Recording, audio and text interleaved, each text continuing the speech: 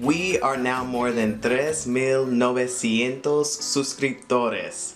Gracias a todos ustedes who have already subscribed, and if you haven't yet, or if this is your first time on this channel, go ahead and hit that subscribe button so that you can join La Comunidad.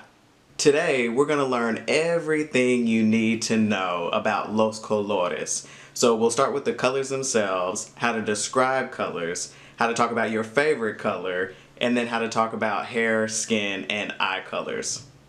So let's get started with los colores.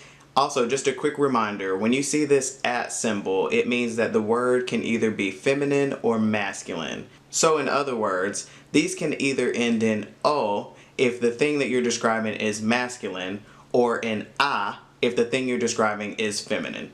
So there's amarillo or amarilla.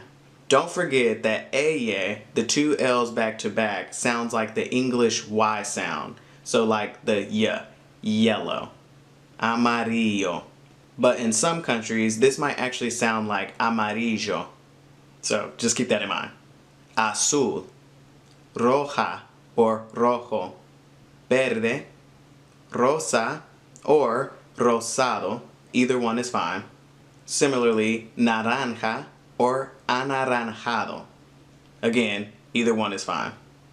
Morado or morada, marrón, blanco or blanca, negro or negra, and gris. You'll notice that rosa and naranja don't have the at sign on them, and that's because no matter whether the noun that you're describing is masculine or feminine, it's always going to end in a.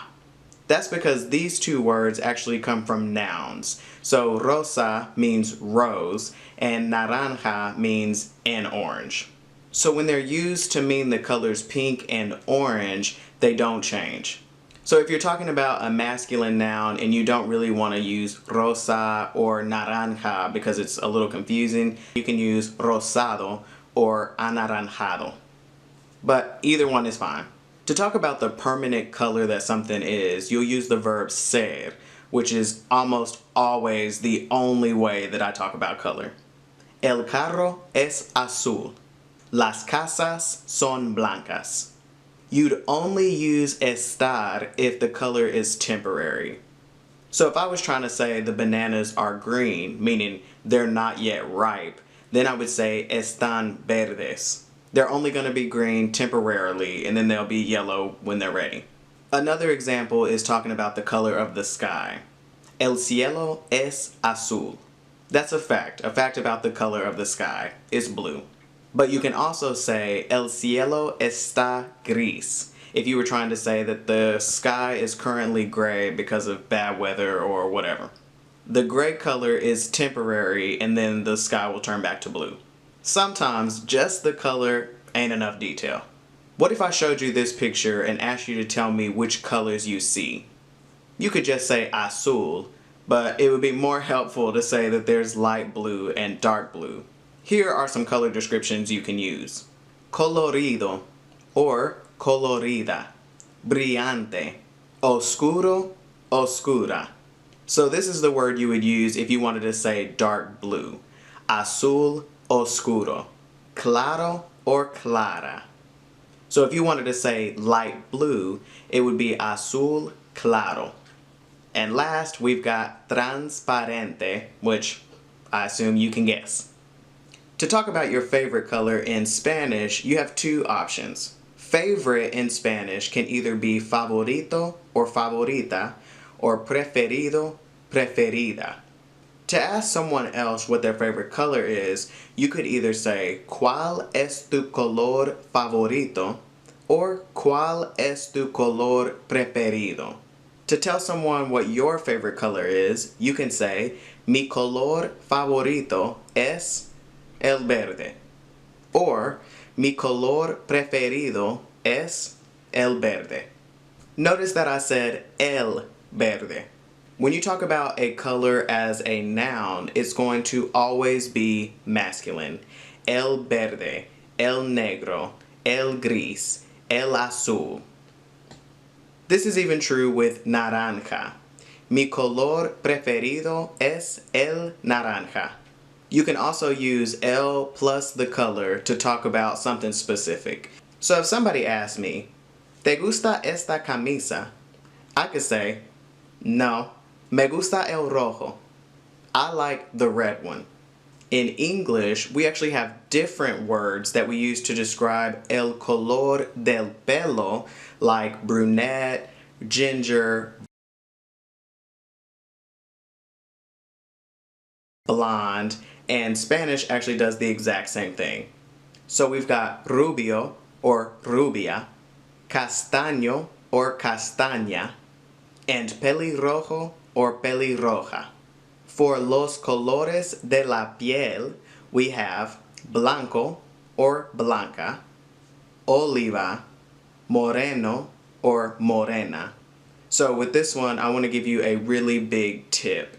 In a lot of other countries, you can get away with saying negro or negra or negrito or negrita to describe somebody who is black. Just like here in the States, we just say black. But when you're speaking Spanish in the United States, I highly recommend that you do not use negro or negra and that you always use moreno or morena. Negro is not really used offensively in other countries, but we know how it is here in the United States. And so if somebody is speaking Spanish and they're looking at someone and pointing to that person and saying the word negro or negra, it's going to be taken to mean offensive even if that's not how it was intended. So I highly recommend, like I said, in los Estados Unidos, only use moreno and morena when you're talking about somebody's skin color. Okay, and lastly, los colores de los ojos. Azules, verdes, and marrones or castaños.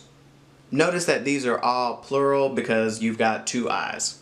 Now that you know los colores for hair, skin, and eyes, let's go over how to use them in a sentence to say that you or someone else has brown hair or is a brunette.